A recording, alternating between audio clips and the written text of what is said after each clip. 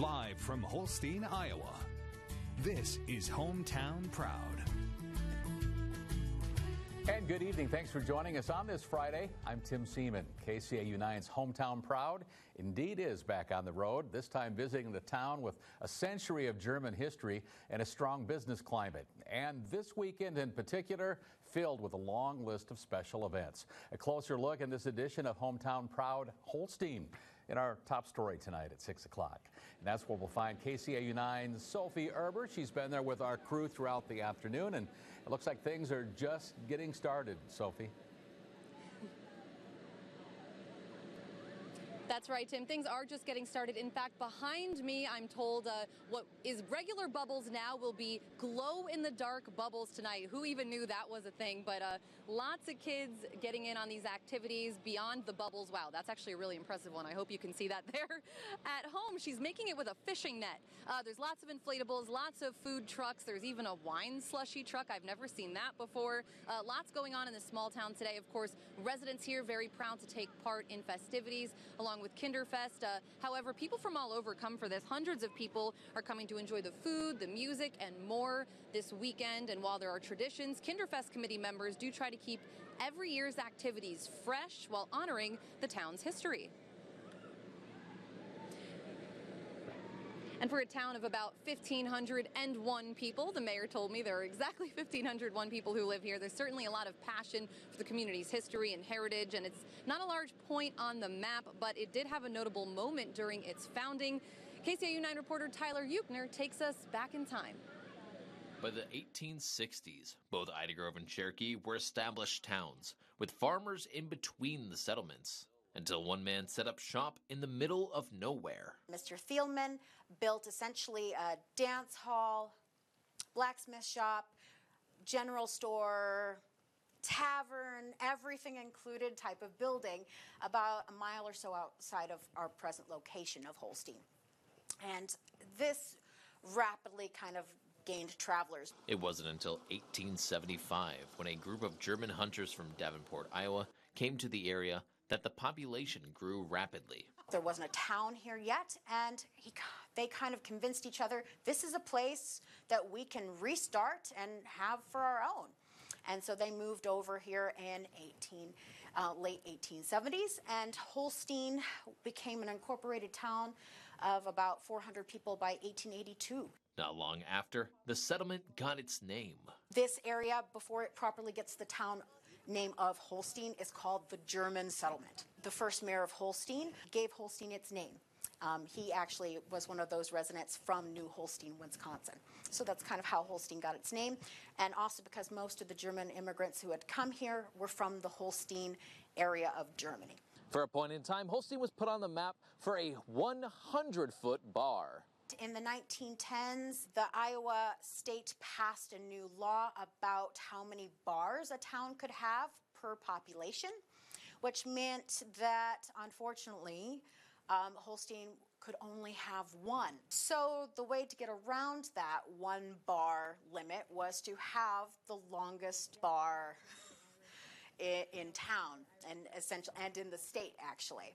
The bar was eventually disbanded, and over the years, the town of Holstein would continue to change, but not its German heritage. I would say the German presence is still there very subtly, but over time, Kinderfest is probably, as well as the library, kind of best displays that German heritage as it was. The facade of the library was chosen in 1974 when it was built, so to kind of reflect that German heritage. So it has Bavarian Alpine look to it on the outside. Just stay right here. Stay right here. And I have to tease something that's coming up just off camera. There's a woman here who is blowing a bubble that I've never seen before. It's filled with smoke. We'll get back to her in just a moment. But here in Holstein this weekend, there's also a major milestone being celebrated with a very special group of people. We caught up with them earlier today. It's the Holstein High School class reunion of 1974. Classmates from a half a century ago gathering at that country club. They were all reminiscing and sharing stories, both of their past in high school and their presents and everywhere they've been in between. One alumni we spoke with traveled all the way from the West Coast in California just to be here today. I sure miss the slow motion. of everybody, the friendliness of everybody. It's just a whole different world from California. And I do miss Holstein a lot. Everybody here was so good. Thank you so much. We had our little group called the Senior Broads just to ask the people to make us t-shirts. They didn't want to put broads on the t-shirt. We met so many great people here today, and coming up at 10 o'clock, you will hear from that group's organizer, the woman who put all of the work in to try and get this reunion going. Again, that's coming up here at 10 o'clock tonight. And while the town is celebrating Kinderfest, the rest of our country is celebrating something else pretty important. It is Flag Day, and KCAU 9 News reporter Alyssa Tatch has all of that also here in Holstein, sharing the town's salute to this U.S. holiday. Alyssa? That's right, Sophie. Just on the outskirts of town, Holstein has the perfect drive for anyone feeling patriotic. Holstein's Avenue of Flags is a site for anyone driving along Highway 20. Each flag lining the road represents a veteran that has a connection to the city. The avenue is now home to more than 500 flags, a large increase from when the tradition began in 2011. We've had to punch more holes in the ground, so that's been like, oh, we need more holes, we need more flags, and just to know how much this community cares about its veterans and the people that have served, it's really awesome. The avenue is set up 3 times a year, including Memorial Day, Flag Day, and the 4th of July. The flags will be taken down Monday at 6 p.m. Alyssa Tatch, KCAU 9 News. That worked, physically speaking. So we have smoke-filled bubbles here. They're actually fog. They're it's not fog. Anything, it's not going to hurt you. It's like a mini fog machine. It's amazing. She just blew one into my hand. Can we try that again for our viewers? I cannot believe that. That's really amazing. This is Special K's Bubbles. She has all kinds of tricks up her sleeve. Come here this weekend. If you're wondering what it feels like, there's a little bit of weight, and it's kind of warm. This is very strange. Thank you so much. And there you have it. We will conclude our Kinderfest and Holstein Hometown Proud festivities here on that bubbly note. Tim, I'll send it back to you in the studio. Sophie Erber reporting live in Holstein. Tim? All right, Sophie, enjoy the festivities and the great German food. There is plenty of that up there as well. We'll check back a bit later. Welcome back. Throughout this newscast, we've been sharing some of the history of Holstein, Iowa. Now time to check in on what's happening this particular weekend. It's Kinderfest at Holstein. Sophie's back with all those details. Hey, Sophie. Hey, Tim, that's right. This has been going on for 100 years. Kinderfest, that is more than. And I'm here with one of the Kinderfest organizers, Brock Bowling. Thank you for joining us. He just ran over here. Literally, he's that busy. So we'll keep it quick. Basically, Brock, tell us what are some crowd favorites this year? Well, it's kind of a different format than we've ever had. We haven't really had a Friday night set up like this and have a full band Friday night and Saturday night. Kinderfest is based off of Children's Day was the original name, and it was German Kinderfest, so it was always focused on the children on Saturday, and we kind of had more children and adult interaction for Friday night. So. Okay, very cool. Have you noticed any crowd favorites so far this year? I think everybody's gearing up for the bag games there on Main Street. So we had that last year, and there's 48 teams entered now, and there's like tons more that wanted to sign up. So I'm glad I ran, so I got a little workout in, you know, and warm up for it. We're not kidding. He actually ran here, and I hear Brock's actually a pretty good bags player, so maybe we'll have to get some footage of that. And Brock, what do you think, we'll leave our viewers on this, what do you think Kinderfest means to Holstein? Because we know it's a small town, but huge draw here. Sure, and you nailed on it. So if you look back to our records, it started in 1899, and people would literally make their best dress, like back then, for their kids, and that would be their dress for Kinderfest in that year. So it's just a great way for the community to get together, and it just continues to be a great tradition.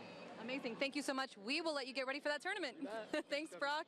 Absolutely. And Tim, we will have more coverage here on the 10 o'clock news. Of course, we won't still be here in Holstein, but we'll bring you all the sights, sounds, foods, that class reunion we talked about earlier in this newscast. And I'll have to send it back to you in the studio. The crew and I, we're going to get some of those treats that you mentioned earlier, maybe some traditional German things to snack on for the ride home back to Sioux City. For now, reporting live in Holstein, Sophie Erber for KCAU 9. Tim?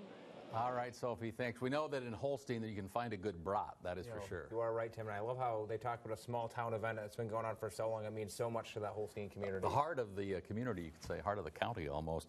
It's time to check and see if those bags, games, or cornhole, as Mr. Mitchell likes to call them, have started up at Holstein. Let's check back with Victor and Sophie. Hey, kids. That's right, Tim. No bags yet. Everybody's still warming up. That's just off behind our camera. But what is in full swing is Kinderfest, which does seem to be centered around all of these inflatables and bounce houses.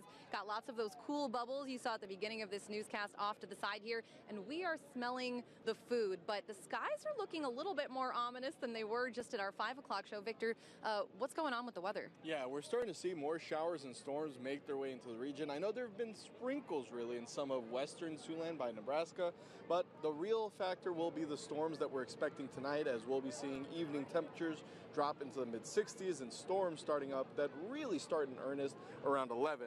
And then we'll see that those storms will be extending through the day tomorrow, so we're going to have temperatures that are going to be in the mid-60s, and then we're into the 80s for the day with warmer conditions for Father's Day as we see humidity values climb, and it'll be a little bit drier. So it's at least looking to be a little bit better, but I know they'll enjoy Holstein tonight.